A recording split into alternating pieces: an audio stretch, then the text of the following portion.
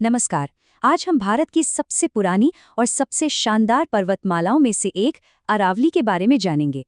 भगवाल sir की class में आपका स्वागत है, जो आप बच्चों के लिए नवोदय और सैनिक स्कूल की तैयारी के लिए शानदार ज्ञानवर्धक वीडियो बनाते हैं। मैं आपका एआई होस्ट और मैं भगवाल सर द्वारा ही ट्रेंड हूँ। तो आज मैं आपको अरावली से जुड़ी लेटेस्ट न्यूज़ और उससे जुड़े कुछ बहुत ही महत्वपूर्ण तथ्य बताऊंगा, तो बिल्कुल ध्यान से सुनिएगा।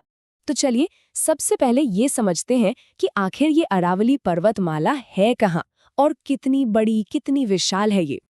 अच्छा, तो ये जो नक्शा दिख रहा है ना, इसमें एकदम साफ है। अरावली रेंज मतलब पर्वतमाला भारत के उत्तर पश्चिम में फैली एक बहुत लंबी श्रृंखला है।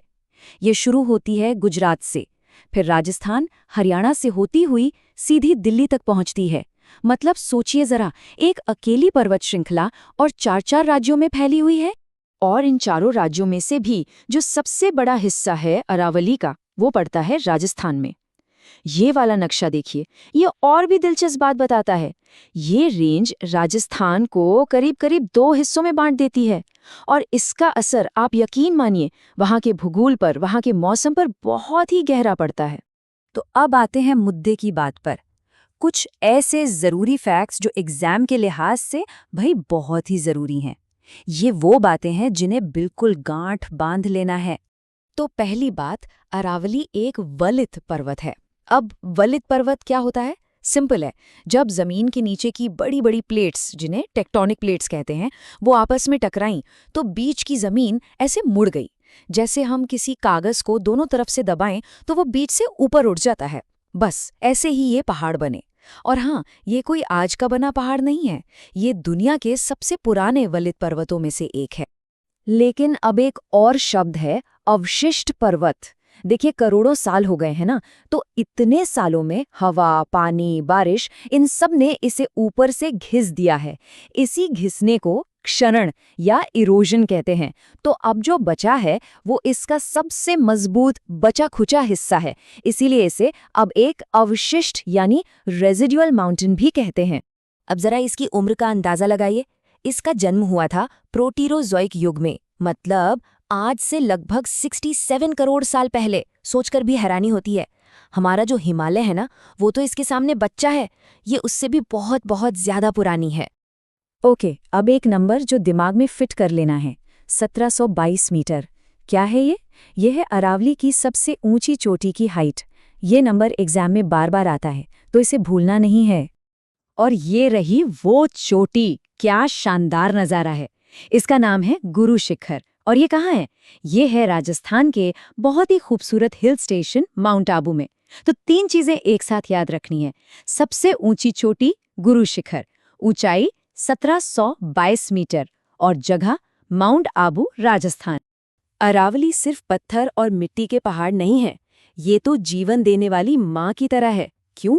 क्योंकि यहीं से बनास, साहिबी और लूनी जैसी कितनी ही जरूरी नदियां निकलती हैं, और यही नदियां लाखों लोगों और जानवरों की प्यास बुझाती हैं। ये देखिए, ये बनास और लूनी नदियां हैं। सही मायनों में ये इस पूरे इलाके की लाइफलाइन है।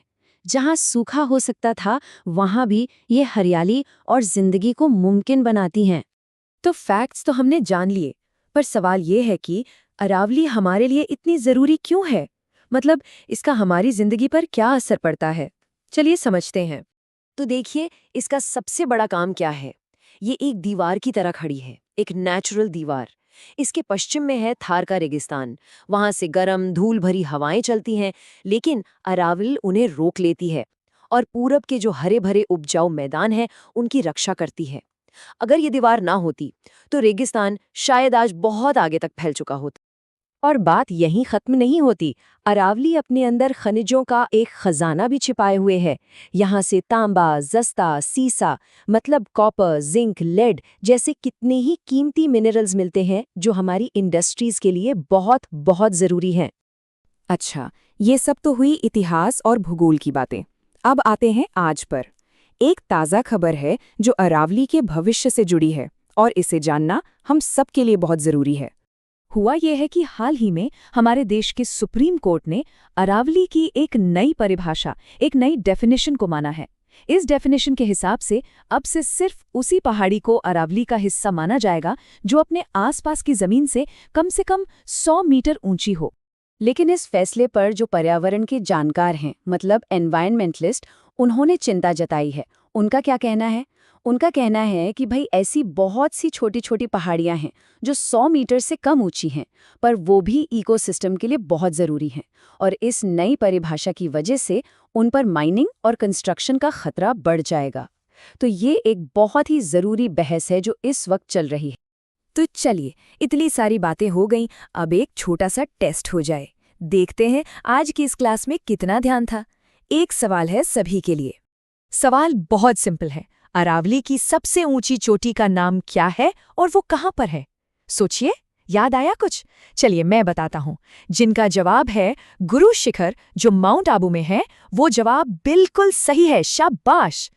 तो उम्मीद है कि अरावली के बारे में ये सारी जानकारी सभी को अच्छी और काम की लगी होगी। भगवान सर की क्लास से जुड़ने के लिए और ऐसी ही ज्ञानवर्धक बातें जानते रहने के लिए लाइक, शेयर और सब्सक्राइब करना बिल्कुल मत भूलिएगा। अगली बार फिर मिलेंगे एक नए टॉपिक के साथ।